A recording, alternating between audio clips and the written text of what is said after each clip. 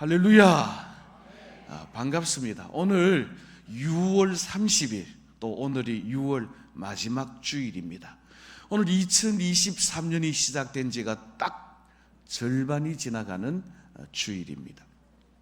시간이 얼마나 빨리 가는지 2024년도 성구 영신 예배를 드린 지가 엊그제 같은데 한 주 한 주가 얼마나 빨리 지나가고 한 달 한 달이 얼마나 빨리 다가오는지 오늘 벌써 올해의 딱 절반을 지나가게 되었습니다. 돌아보면 건강하게 신앙생활할 수 있던 모든 것 감사하지 않을 수가 없습니다. 저도 올해 3월 달에 저희 아버지를 먼저 떠나보냈습니다마는 요즘에는 밤새 안녕이라고 어제 아래 멀쩡하게 만난 사람들이 야야 죽었단다 하는 그런 소식을 우리가 듣는 예가 얼마나 많은지 모릅니다.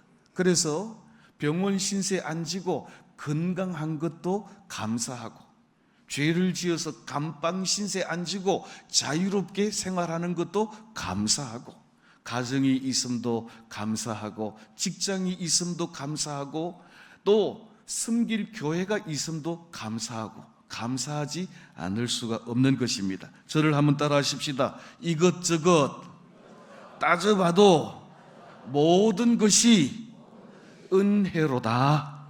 할렐루야. 그렇습니다. 모든 것이 하나님의 은혜입니다. 모든 은혜에 감사가 넘치는 성도들이 다 되시기를 주님의 이름으로 축복합니다. 또 오늘 우리가 준비한 그릇보다도 더 넘치도록 많은 우리 초청자들이 오셨는데, 우리 초청하신 분들, 또 초청받고 오신 분들 이렇게 축복하겠습니다. 초청받고 오셨으니 주의 사랑으로 환영합니다. 초청 축하가 조금 약합니다. 이렇게 오셨으니 잘 오셨습니다. 나를 보고 가지 말고 옆에 보고, 다시 한 번 더 기회를 드립니다. 우리 교회에 오셨으니 진심으로 축하합니다.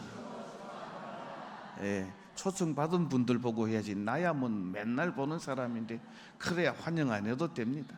어쨌든 내가 보니까 오늘 남편을 데리고 오신 분도 계시고, 자녀를 데리고 오신 분들도 계시고, 친구들을 데리고 오신 분들도 계시고, 이 귀한 자리에 오셨으니 우리 주님께서 더 큰 은혜와 복으로 채우시기를 주님의 이름으로 축원합니다.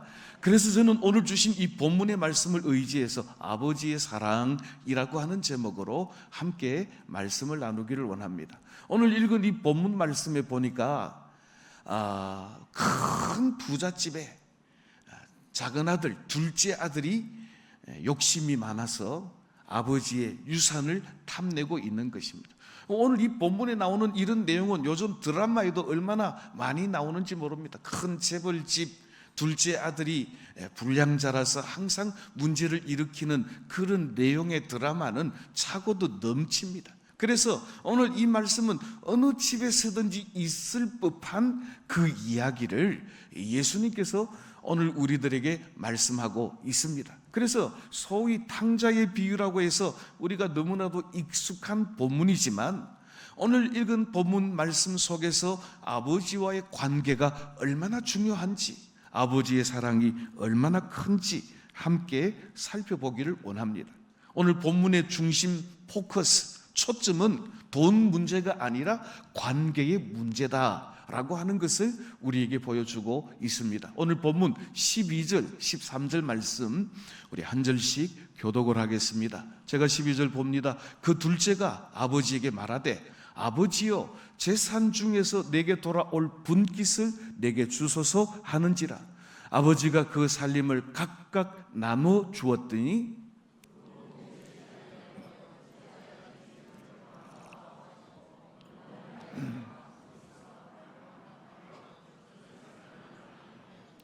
아멘. 자, 이 12절 말씀을 보십시오.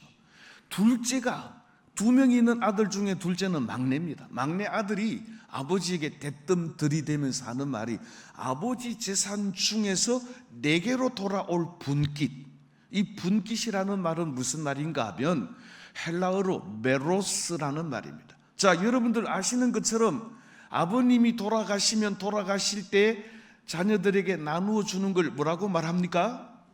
유산, 상속이라고 말하죠. 이거는 아버지가 돌아가셔야 나눠주는 건데, 아버지가 아직도 시퍼렇게 눈을 뜨고 살아 계시는데, 아버지 내게 돌아올 분깃, 아버지 유산, 아버지 상속할 거 내 몫을 내놓이소, 지금 이렇게 이야기하는 거예요. 바꿔 이야기하면 멀쩡하게 살아계신 아버지 빨리 죽으라는 이야기와 마찬가지입니다. 혹시 여러분들 집에도 이런 나쁜 놈이 있거들랑 회초리로 엄히 다스려야. 만약에 내가 아버지라면 이놈의 자식, 너가 아버지가 이렇게 눈이 시퍼렇게 뜨고 있는데 빨리 죽으라 말이가, 니한테 줄 거 아무것도 없다 하고 회초리로 때렸을는지도 모르겠습니다. 근데 이 둘째 아들은 용돈을 좀 달라는 것도 아니고 아버지가 죽을 때 주는, 죽고 난 뒤에 받을 수 있는 유산, 상속할 것 내 모가치를 내놓으라는 것입니다. 지가 언제 몇 끼 낳았나? 몇 끼 놓은 것도 없으면서 아버지를 향해서 아버지 내 모가치, 내 유산 상속받을 거 내놓으라고 윽박지르고 있습니다. 자, 그런데 이 아들은 아버지를 아버지로 보는 것이 아니라 아버지를 마치 은행으로 생각하고 있습니다. 요즘 뉴스를 보면 뭐 연예인들, 가수들, 또 탤런트들 이렇게 서로 이혼하는 뉴스들이 많습니다. 최근에는 SK그룹의 모 회장이 그 노소영 아내와 이혼 소송을 벌이면서 1조 3,800만 원, 놀라지도 않네. 1조가 얼마인지 알기는 아는 게, 만져봤나? 1,000만 원도 잘 못 만져봤으면서 1조 3,800억 원이라니까 억 하고 놀랄 일인데 놀라지도 않았네. 나무 일이라고. 자, 이 최태원 회장이 말이죠, 그 판결을 받고 자기 돈이 4조가 전부 다인데 1조 3,800억이면 이거 이자 빼고 저거 빼고 해서 재산의 절반을 나눠줘야 할 판인데 뒷몫을 잡고 지금 얼마나 어지러운지 모릅니다. 그런데 문제는요, 부부 간에 혹은 부모 자식 간에 그 대상을 사랑의 대상으로 보지 않고 돈으로 보는 경우가 많다라는 것입니다. 아마 여러분들도 경험하셨을 겁니다만은 밖에 나갔다가 붕어빵을 한 봉다리 뜨거운 걸 사가지고 덜렁덜렁 오면 집에 아들이 반가워하기는 반가워하는데 눈은 어디로 갑니까? 붕어빵 봉다리에 가가지고 빨리 내놓으라고. 그것과 마찬가지라는 것입니다. 오늘 이 둘째 아들, 불황한 이 탕자는 아버지와의 아들 자식과의 관계를 중요시한 게 아니라 아버지를 마치 은행이나 돈 맡겨 놓은 사람처럼 이 돈의 관계로 바라보고 있는 것이 문제라는 것입니다. 이런 자식은 근본도 없고 보고 배운 것도 없는 못된 자식입니다. 그런데 무슨 수를 썼는지 모르겠지만은 오늘 본문 13절 말씀해 보니까 며칠이 안 돼요. 그 며칠 만에 아버지를 어떻게 꼬드겼는지 자기들에게 돌아올 지 몫을 다 챙겨가지고 정리해가지고 먼 이웃 나라로, 외국으로 가버려서 그것을 허랑방탕하게 다 써버렸다는 것입니다. 자, 여러분들 중에 돈을 힘들게 벌고 아주 어렵게 번 사람은 돈 귀한 줄 압니다. 그래서 돈을 아무데나 펑펑 쓰지 않고 아껴 쓸 줄도 알고 어디 써야 할 줄도 알고 또 꼭 써야 할 때 쓰는 그런 일들이 있지만 오늘 이 둘째 아들과 같이 탕자와 같이 그저 공돈을 번 사람들, 이제 뭐 농사 좀 짓다가 아파트 들어온다고 해서 보상을 받아가 수억 받은 졸지의 부자가 된 졸부들은 그 돈을 펑펑펑 써대는 것입니다. 아무리 부자라도 그렇지, 재벌 아니라 우재벌이라도 돈을 물 쓰듯 마음껏 써버리는데 거기에 남아날 돈이 어디에 있겠습니까? 오늘 여기 성경 본문에 보니까 얼마 지나지 않아서 이 아들은 허랑방탕해서 아버지에게서 받은 유산을 다 탕진해버리고 말았다라고 말합니다. 여러분들 유원지에 가면 붕어에게 밥 주라고 한 2,000원짜리 사료를 사가지고 붕어에게 먹이를 쫙 던져주면 그 주변에 막 금붕어가 막 벌떼같이 와글와글와글 모이는 것을 보셨을 것입니다. 돈을 펑펑 쓰는 사람 주변에는 항상 냄새를 맡고 달라드는 사람이 있어요. 이런 사람들 때문에 돈은 훨씬 더 빨리 소비가 되고 마침내 바닥을 드러내고 마는 것입니다. 그런데 돈 떨어지고 나니 그 많던 친구들도 다 떨어지고 이제는 거지 신세가 된 것입니다. 오늘 본문 14절 15절 말씀 우리 한 절씩 교독을 하겠습니다. 제가 14절 봉독합니다. 다 없앤 후 그 나라에 크게 흉년이 들어 그가 비로소 궁핍한지라.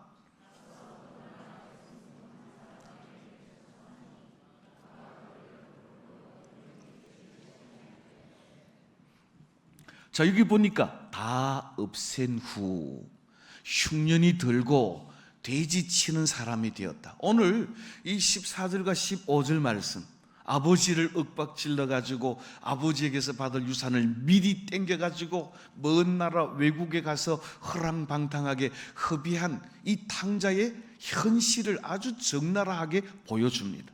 돈은 떨어졌지요, 사람은 없지요, 나라에 흉년이 들었지요, 할 일은 없지요. 겨우 일이라고 얻은 것은 어떤 사람 집에 돼지를 치는 축산업자가 되었다라고 하는 것입니다. 그러니까 가만히 보면 돼지보다도 못한 인생이 된 것입니다. 자, 오늘 여기 본문 말씀에 보면 이렇게 말합니다. 16절에 먹을 것이 없어서 굶주렸는데 이 둘째 아들이 돼지들이 먹는 사료인 쥐음 열매로 배를 좀 불리고자 하지만 그것조차도 넉넉지 못했다. 여러분, 서러움 중에 가장 큰 서러움이 배고픈 서러움 아니겠습니까? 이거는 돼지 먹는 사료로 내가 좀 배를 불리고자 해도 그것조차도 없다는 것입니다. 자, 돼지가 먹는 열매, 쥐음 열매가 어떤 건가 하면 여러분들 지금 그림에 보시는 저게 바로 쥐음 열매인데요, 성지순례를 갈 때 보면 저게 이제는 다 말라가지고 비틀어져서 땅에 굴러 다니는 걸 볼 수 있습니다. 저도 성지순례를 가서 저걸 하나 주워 가지고 왔는데 오늘 어디서 있는지 찾아보니까 없더라고요. 자, 저거를 돼지들에게 사료로 줍니다. 그런데 학자들이 말하기를 정말 어려운 사람, 살림이 어려운 사람, 먹을 것이 없는 사람은 저 열매를 따다가 물에다가 푹 끓여가지고 죽을 끓여서 먹는데 그것을 좀 배부르게 먹고 싶어서 쥐음 열매를 좀 먹으려고 하는데 돼지들이 다 먹어버리고 그것조차도 먹을 게 없더라라는 것입니다.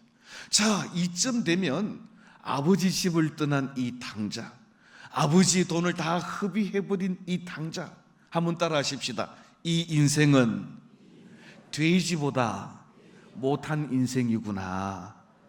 할렐루야. 이 아들이 아버지의 돈을 다 허랑방탕하여 탕진해버리고 먹을 것도 없어 돼지 치는 곳에 갔지만 돼지들이 먹는 열매, 이 지음 열매도 풍성하게 먹을 수 없어 굶주릴 때 그는 자기 자신이 돼지보다 못한 인생이라는 것을 깨닫게 된 것입니다. 자, 이점에서 제가 여러분들에게 한번 질문을 해볼 테니까 크게 대답은 하지 말고 마음속으로 여러분들 나름대로 한번 대답을 해보시기를 바랍니다. 이 둘째 아들이 아버지 집에 있을 때가 행복했습니까? 아버지 집을 떠날 때가 행복했습니까? 물어보나 마나지 뭐. 아버지 집에 있을 때는 하나도 행복하지 않았어요. 아버지 집을 떠나면 행복할 줄 알았어요.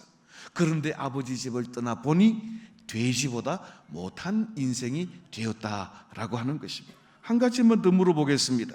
이 둘째 아들은 아버지를 아버지로 여겼습니까? 아버지를 돈 창고로 여겼습니까?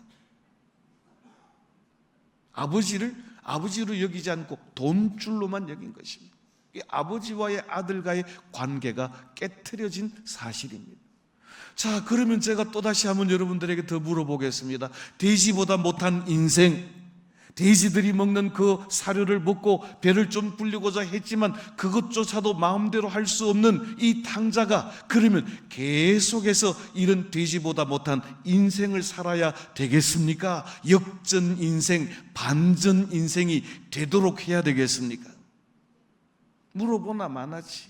역전 인생 해야 되고 반전 인생을 해야 되죠. 누구도 돼지보다 못한 인생을 살기를 원하는 사람은 아무도 없습니다.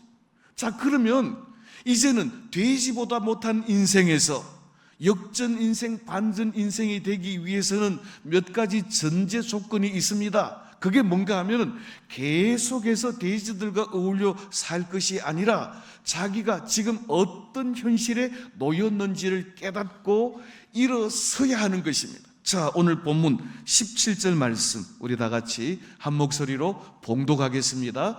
이에 스스로 돌이켜 이르되 내 아버지에게는 양식이 풍족한 품꾼이 얼마나 많은가? 나는 여기서 주려 죽는구나. 아멘.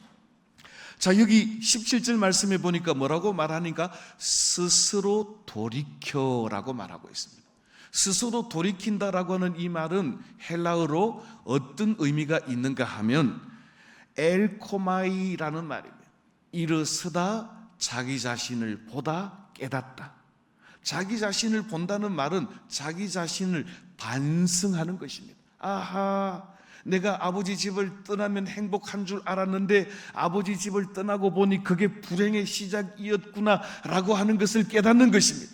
아하, 내가 돈만 있으면 행복할 줄 알았는데 돈이 떨어지고 보니 나는 지금 돼지보다 못한 인생이구나 라고 하는 것을 스스로 깨닫는 것입니다. 자기 자신을 돌아보는 것은 자기 자신의 잘못을 회개하고 반성하는 것을 의미하는 것입니다. 오늘 이 탕자는 생각하기를 자기가 아버지 집에 있을 때 나는 지금 돼지 죽도 못 먹는 신세인데 우리 집에는 품꾼들, 종들이 얼마나 넉넉하게 먹는 종들이, 풍성하게 지내는 종들이 많은데 나는 우리 집에 있는 종들보다도 못하고 나는 여기에 있는 돼지보다도 못한 인생이구나 라고 하는 것을 엘코마이, 깨닫고 돌이키고 반성하는 것입니다. 그런데 문제는 아이고 내가 잘못됐구나 깨닫기만 해서 되는 일이 아니라 이제는 깨달았다면 그 자리에서 일어서서 아버지 집으로 돌아가는 실천이 필요한 것입니다. 오늘 본문 19절 20절 말씀 우리 한 절씩 교독하겠습니다. 제가 19절 봅니다. 지금부터는 아버지의 아들이라 일컬음을 감당하지 못하겠나이다. 나를 품꾼의 하나로 보소서 하리라 하고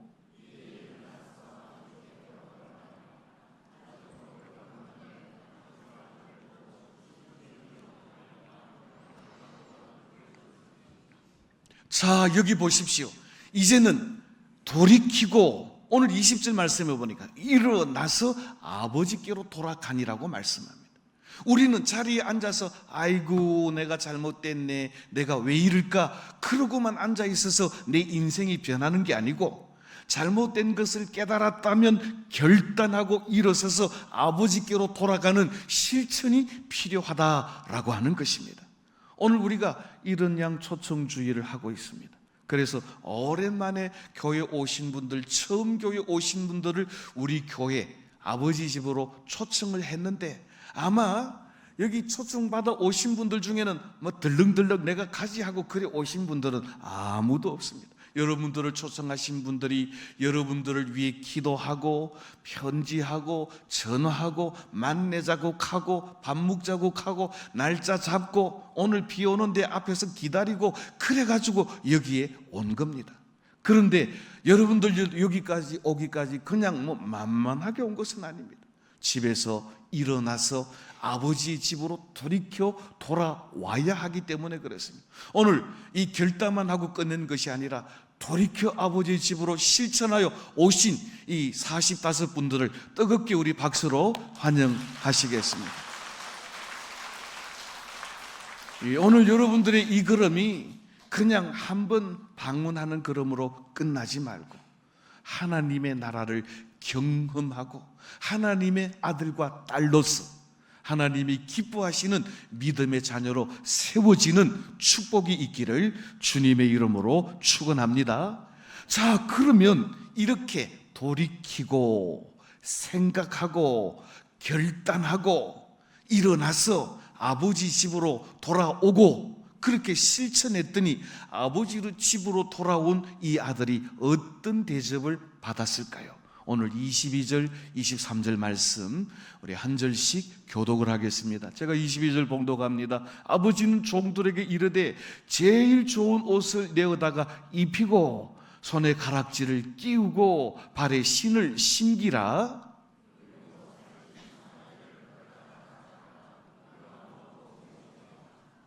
자, 오늘 우리가 읽지는 않았습니다만은 20절 말씀에 보면 이 아들이 돌아올 때 아버지는 거리가 꽤 먼데 거지꼴로 터벅터벅 걸어오는 그 사람이 자기의 아들인 것을 알고 달려나가서 끌어안고 입을 맞추었다 그랬습니다. 그러면 이 행동은 갑자기 이루어진 행동이 아니라 계속해서 기다리고 주시하고 있었다는 말인 것입니다. 아버지는 아들이 집을 나간 이 시간 이후로부터 그 아들이 돌아오는 그 시간까지 집에 편안히 앉아 있는 것이 아니라 아들이 돌아오기를 기대하면서 마을 밖 어귀에서 아들이 돌아오기를 기다리고 있다가 아들이 올 때 달려나가 끌어안고 입 맞추고 집으로 데려왔다는 것입니다. 오늘 하나님께서는 우리들을 이렇게 기다리시는 우리의 아버지이신 것을 알려주고 있습니다. 자, 돌아왔더니 제일 좋은 옷을 입혔습니다. 이 말은 아들의 지위를 회복시켜 준다라는 뜻입니다. 뿐만 아닙니다. 가락지를 끼워 주었습니다. 왕권을 약속한다라는 의미입니다. 뿐만 아닙니다. 또 신을 신겨 주었습니다. 이 당시에 종들은 신을 신고 못 다니고 맨발 벗고 다녔는데 신을 신겨 주었다는 이 말은 너는 더 이상 종이 아니라 나의 아들이다 인증하는 것입니다. 뿐만 아닙니다. 오늘 여기 보니까 살찐 송아지를 잡고 온 동네 사람들을 불러 모아서 큰 잔치를 열었다라고 말씀하고 있습니다. 내같이 못된 아버지 같으면 이놈의 자석 내가 극할 때 알아봤다. 종아리 거더라. 종아리가 터지도록 매질을 하는지 모르겠지만 오늘 이 본문에 나오는 아버지는 사랑의 아버지라 아들을 맞아주시고 씻겨주시고 새 옷을 입혀주시고 가락지를 끼워주시고 신발을 신겨주셔서 아들의 지위를 상속자의 지위를 회복시켜 주셨다라고 하는 것입니다.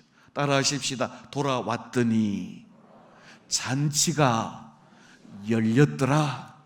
이제 말씀을 맺습니다. 이 누가복음 15장에는 세 종류의 비유가 있습니다. 먼저 1절부터 시작해서 7절까지는 잃어버린 양의 비유입니다. 그리고 8절부터 10절까지는 잃어버린 동전의 비유입니다. 그리고 11절부터 23절까지가 잃어버린 아들의 비유입니다. 자, 이 세 비유의 공통점은 잃어버린 것은 반드시 찾아야 한다라는 것입니다.